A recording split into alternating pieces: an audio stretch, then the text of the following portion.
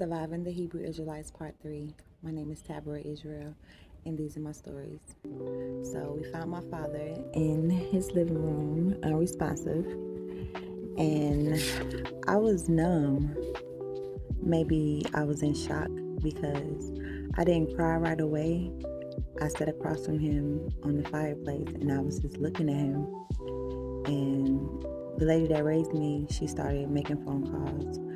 So my siblings got there, a few of them, and my sister walked in, and she was standing over him and she was crying, and I just looked down at the floor and I was just like, this cannot be happening. And then I remembered my mother passing in front of me the same way, and it's like this heavy weight was on my chest, and like my chest got real tight, and I was just sitting there trying to breathe. And the hospice nurse, she walked in and then she pronounced him dead. It was May 5th, 2009.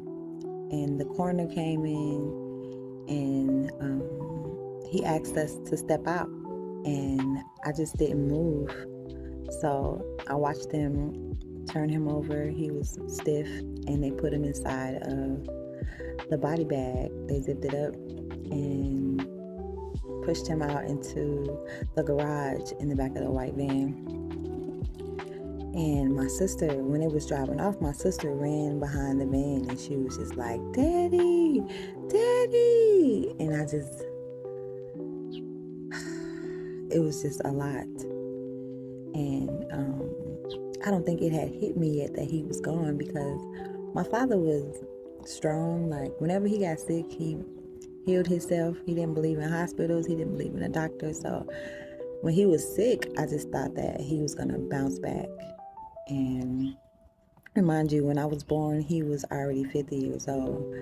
He was born in 1938, so he was already old when I was born. I just didn't get enough time with him, I felt like. So a few days before his funeral, people were at his house, and that's when my eyes started opening up a little more, because the people that were there did not like my father. And then the men that had assaulted me, they were there, and they were like, oh, Tab, I'm so sorry this happened to you. You know, we respect your father so much. And then that's when I was just like, how the hell y'all respect him, but y'all was touching on me, right?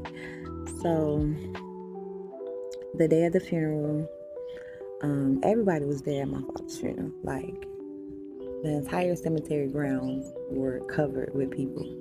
It was people from like the Bank of America, people from my elementary school teachers were there. You know, like people that worked at the Circle K gas station were there. People that owned the gas stations were there.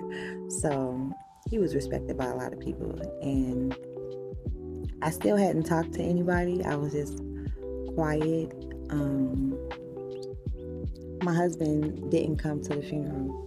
Now, when I got home after my father passed, when I first saw my husband's face, I just started crying. I was hoping that he was going to comfort me and console me. And he was just like, you know, this is the Most High's will, so there's no sense in you crying about it. You know, everything will be all right. So when I would like lay down in my bed, I would be crying, and he would be like, he said, the Bible said, let the dead bury the dead. And I got to get up for work in the morning. I don't want to hear your ass crying all night. You need to hold that shit in and pray about it. So he didn't come with me to the funeral. So I'm sitting there at the funeral, and I'm seeing everybody, and things just started to get weird. So my dad's right-hand man, his name is Elder Gideon, he wanted to carry my father's casket. Now, he was there from the beginning. I remember him when I was small. Like, he helped my father start the congregation and everything. They wouldn't let him carry the casket, and he was upset about it. He was crying, and I was like, here we go, let's just get through this day. So this brother stood up to do the eulogy, and he said, we're going to remember Yaakov ben Israel for the amazing wife and amazing husband and father. Like, how the hell you messed that up? So that's when I was like, here we go with the bullshit. How the fuck you get up here and say, remember this wife, remember him as being a good wife and a good mom? So I was ready to go. And they were starting to clear out after the eulogy. And one of the groundskeepers was like, y'all want to throw dirt on him? And my brother Michael was like, man, hell no. Why would you ask us some shit like that? You know what I'm saying? So some of the brothers was grabbing the dirt and throwing it on top of the casket. And I just remember my father telling me that these same niggas standing around here smiling in my face gonna be the same niggas that buried me. Just watch. You know, I thought about that. And then the groundskeeper was like, y'all don't have to sit here for this part. And I just didn't get up. So they started moving the chairs and everything. Then I stood up, and I think it was just me, my siblings, the ones that came, and a few other people that were close to my father. Everyone else had started to retreat to where we were going to eat at. And they started cranking down his casket. And that's when it hit me. As soon as I saw the casket moving to go down into the ground, I just had an outburst, and I was loud and I was screaming, and it was so painful. And that's when it just fell on me, and I just couldn't hold it anymore. And it felt like a part of me was dying. Like, it felt like the little girl inside of me had like balled up or something. You know, it hurt me really bad to see him go down in the ground. And so we standing in the grass. I got heels on, so the back of my heels are down in the dirt. And I go to take my heels off. I think that somebody thought I was finna jump in the damn grave or something, because they grabbed me like, no, Tab. I'm like, bro, get off of me. Don't touch me. You know, and I'm crying, and it's just like unbelievable. It was so hard for me to walk away from the grave, like to leave him there. It was so hard. So I just stood there for a minute, and excuse me, this sister grabbed me. She's like, come on, Tab, let's go. I got you. It's okay.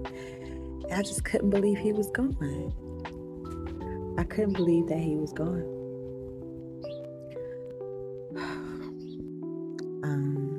I couldn't properly grieve my father's transition, because at home my husband was just like, it's the Most High's will, man. You got to get over it. Whenever I would cry or speak about my father, he would just be like, stop speaking about him. He's not here no more. You got to move on, Tab. You got to be strong and move on. So, man, I would like cry in the car. And then I started becoming an alcoholic. Like, I would sit in my car and drink. Now, before I used to just drink wine. Like, everybody at the church were winos. Well, they indulged in wine a lot. So I was only drinking like Mogan David and Manischewitz. So I went to the liquor store and I was like, I need something strong. So I got Taco Vodka. And at the time, it was like $1. So I got like 5 bottles, and I would just drink them like it was water.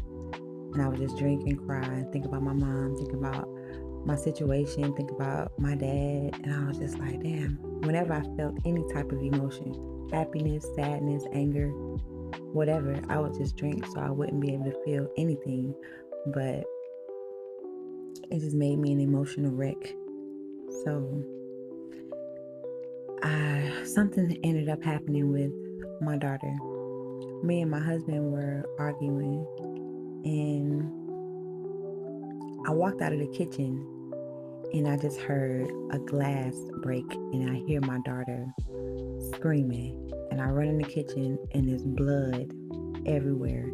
And I'm like, what the fuck just happened? Like, what did you do? What happened? And I can't see where the blood is coming from on my daughter. So I'm like trying to get her to the bathroom. I'm washing her face off. It's blood in her nose. It's going in her mouth. And I finally see what happened. And he said, oh, I was swinging the plate trying to dry it off, and I made a mistake and hit her. And I was just like, how the fuck?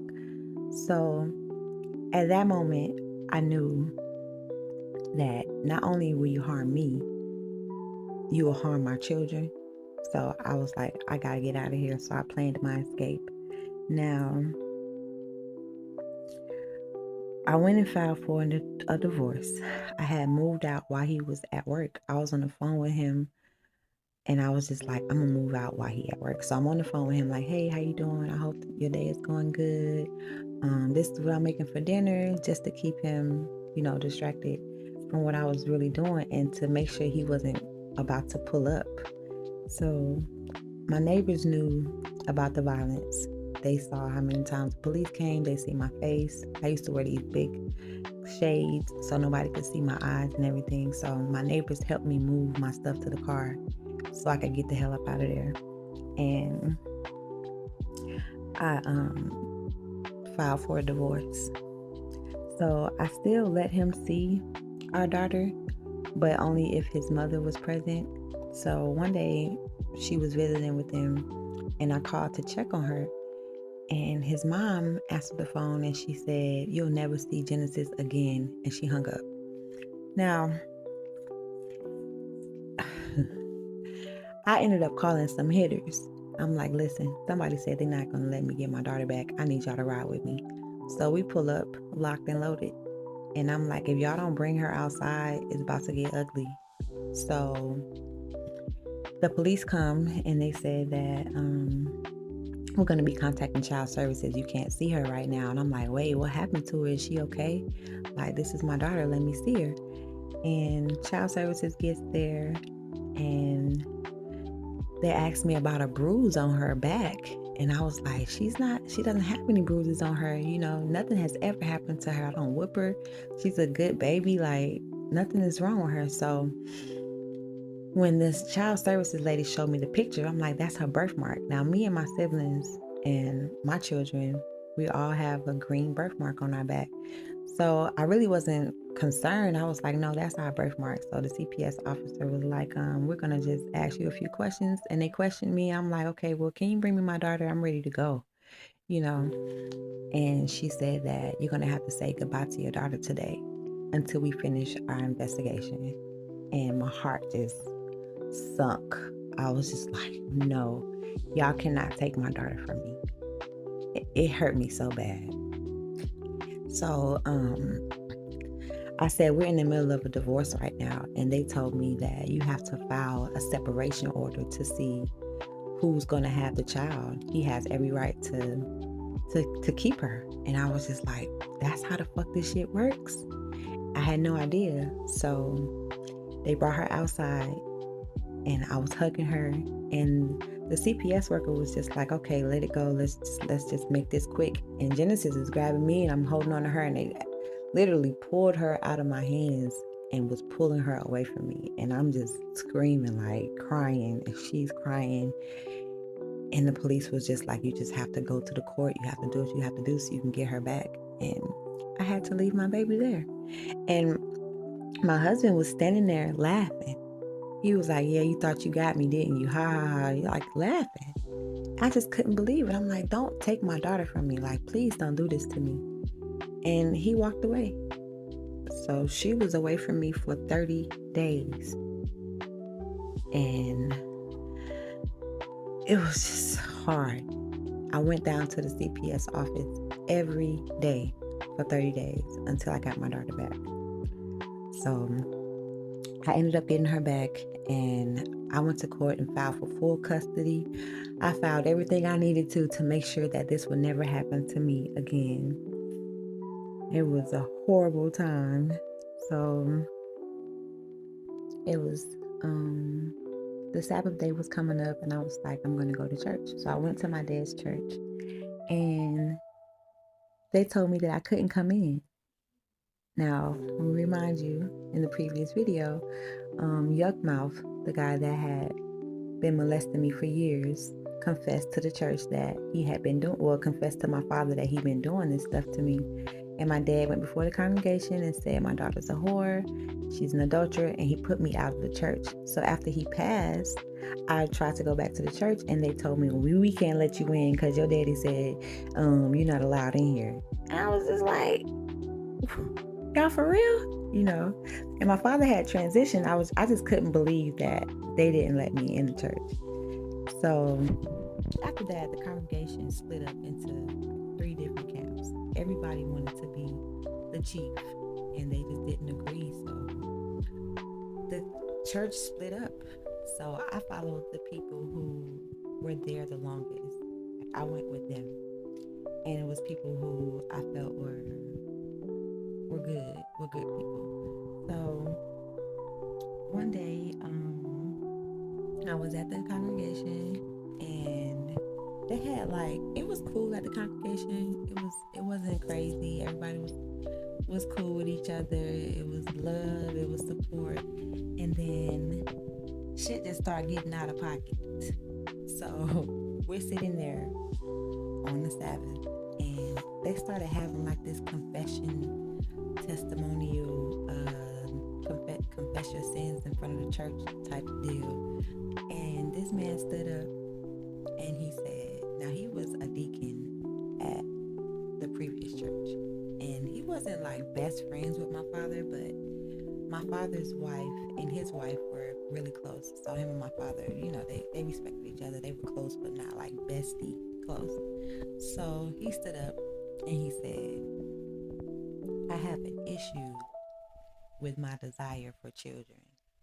He said, I've never pursued it or acted on it, but I've been dealing with this for years. And I looked up at him, and my mind flashed to how many times I was around him in his car, how many times he held my daughter, and I just couldn't believe it. I honestly could not believe it. And I looked to the right of me at the sister that I rode with, and I was like, what the fuck going on, man? So then another brother stood up. He used to announce my father whenever he would come out to the altar. He would pronounce his name. So he stood up and he said, the devil has been texting me and trying to have sex with me. And I was just like, what?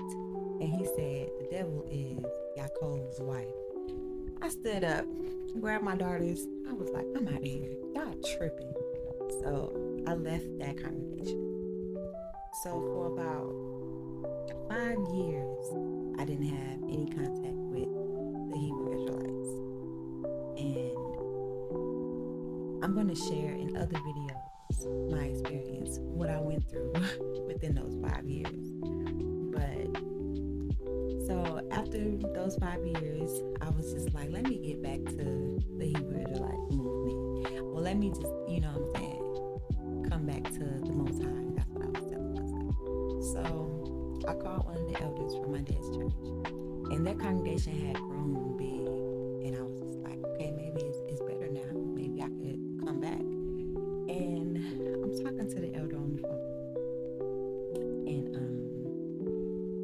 I was like, well, can we just study together? I want to come back to the Most High. I want to come back to the congregation. And he said, Tabra, I've been wanting to slide up in you since you was a little girl.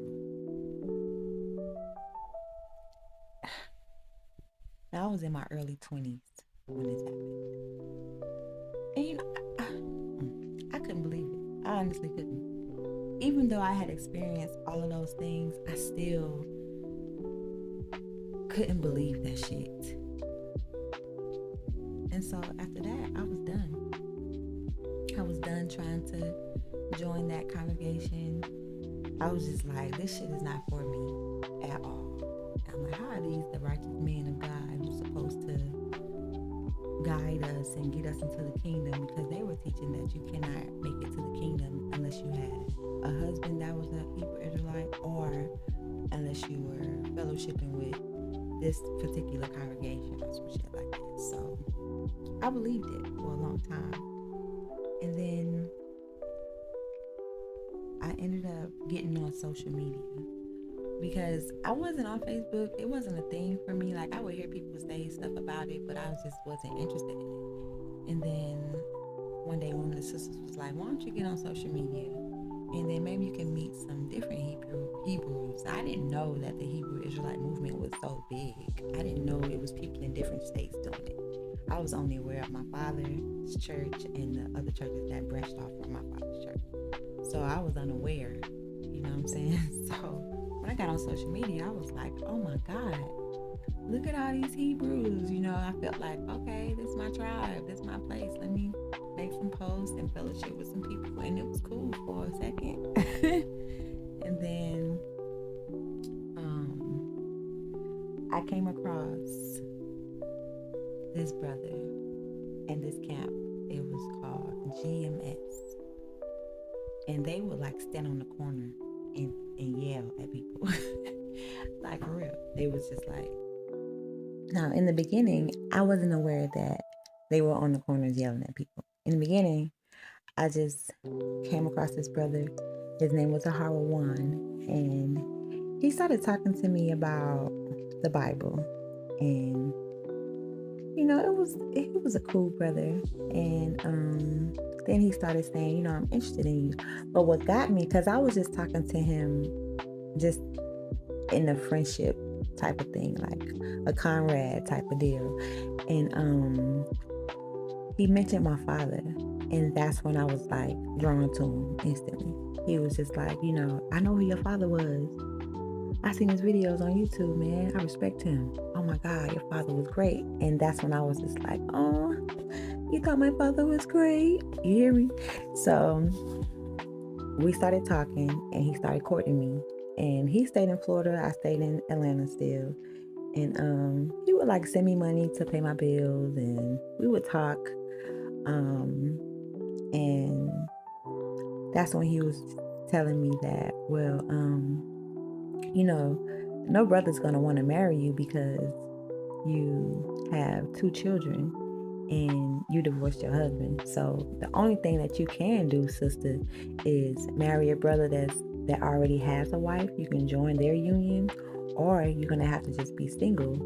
And then you're not gonna make it into the kingdom if your husband hasn't stayed on the track, on course with being a Hebrew Israelite man. And I was just like, oh, okay. And I believed him. And so he was like, we talked for like 6 months. And then he said, you know, I have a wife. And I was like, oh no, okay, well, I'm sorry if I overstepped, I'm out. And he was like, no, she's into poly. And I was like, okay, well, my father had multiple wives, so I wasn't against it.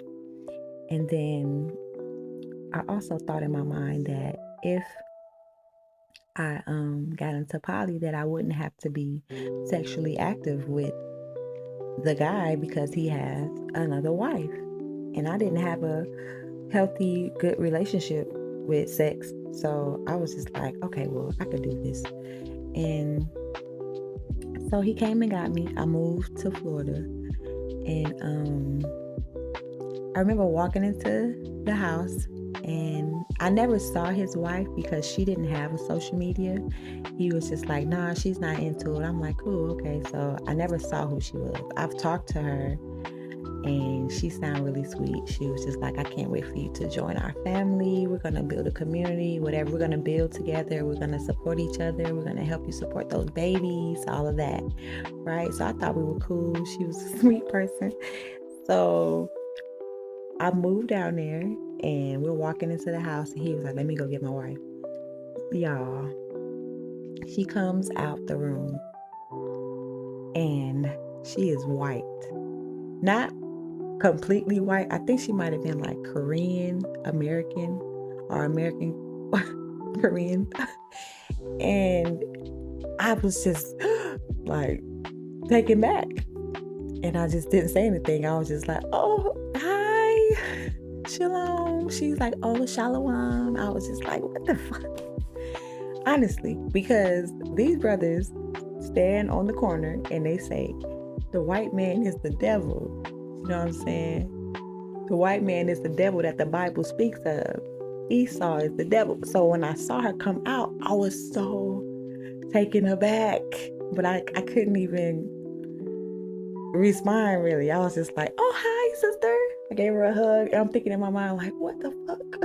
And then the kids come out. I'm like, what is these white kids doing? You know? I was just thrown away. Now, I don't have anything against any other races, right? But they teach that you're not supposed to mix the seed, you're not supposed to do this and that. So I was just confused. But hey, I'm here now. Let's go, So, I mean, everything was cool in the beginning, like always. And then shit started to go all the way left. And so I would ask questions like, are you supposed to be with this woman? Because I don't think you're supposed to be with this woman, because I just feel like it's crazy to teach that her father is the devil, but you married her. I just thought it was so mind-boggling. I had never seen an Israelite with another race, so I was just thrown off. So I kept asking about it, and then he started to get pissed off about it. So she would do things like, she would just start to nitpick about a lot of things. She's like, hey, did you wash your hair in the tub? I'm like, yeah, I did. And she's like, I think I see some coils in the tub. Do you think you can get those coils out? I'm like, it's your house. Okay. So I get the coils out. And you know what I'm saying? Let me remind you that she got it looked like she took care of animals. All the hair that I was sweeping up. And she was talking about my little coils. But I held it in. I'm like, this your house. Let me get my little hair up. So, she would do things like, we'll be sitting somewhere talking, and she would be like, hey, do you think that he's crazy? He's crazy, right? And I'm like, yeah. I wouldn't even say, yes, I think he's crazy. I would just be responding like, yeah, listening to her talk about him. And I'm like, yeah, So we would have meetings, and he would be like, there's one particular time he was like, so something has been brought to my attention. And I'm like, okay, what's going on? And he said, you think I'm crazy? And I was like, no. And I looked over at her, and she was nodding her head like, yes, you do. You said that he was crazy. You said that to me. And he blew up. The nice guy, the kind, calm, sweet, loving guy was gone. It became a dominant, mean, angry man. And other things was coming up, but she was just like turning on me. And I was just like, why are you doing this? You know what I'm saying? I don't understand. So things that we would talk about to each other, like pillow talking, she was telling him everything. But I never said anything wrong. I was just like, I don't think poly is for me. I don't want to be here. You know what I'm saying? And she would go tell him. The things she told me, I never repeated it. So it was bad. It started getting really bad, physical. And he used to be like, you need to respect me like you respect your father. Like pointing his fingers in my face, pushing my head back with his finger. Like, you just a black woman. He's like, the black woman is a dog, bitch. He's like, y'all some bitches. Y'all don't even deserve us, men. And y'all not even gonna make it to the kingdom type shit. And I was just like, dang, you know what I'm saying? So the way that GMS taught was like, it was harsh when it came to speaking about the black woman. It was just like stuff I had never heard, And he would be like, the 144,000 are just men, and y'all gotta listen to us. I'm one of the 144,000, and I'm gonna be the way that you get into the kingdom, And I used to be like, damn. So I turned myself all the way down to 0 because I was already in an abusive marriage. So I knew, like, not to say this, don't move like that, don't do this. So I turned myself all the way down to 0. I was just like walking with my head down. You know what I'm saying? So he was abusive. And he would do things to her and their children. And I would just be sitting there looking like, oh my God, he gonna hurt this little boy. You know what I'm saying? And he gonna hurt this lady. But she was just happy-go-lucky around that motherfucker.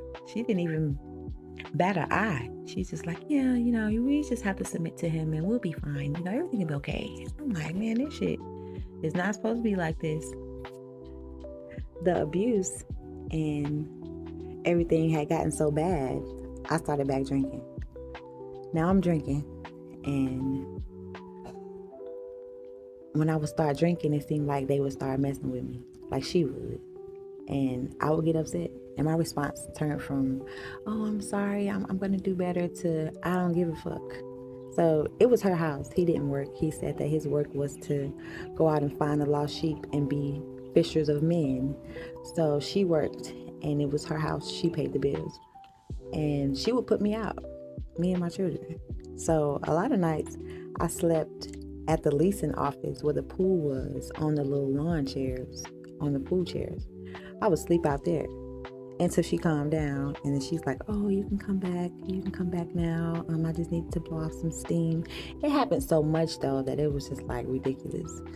And so I ended up leaving. I was like, I gotta get my daughter to her grandmother, because I didn't want my daughter to be away from her father. She was missing her father and everything. So I went back to Atlanta, and I asked her grandmother if she could get Genesis.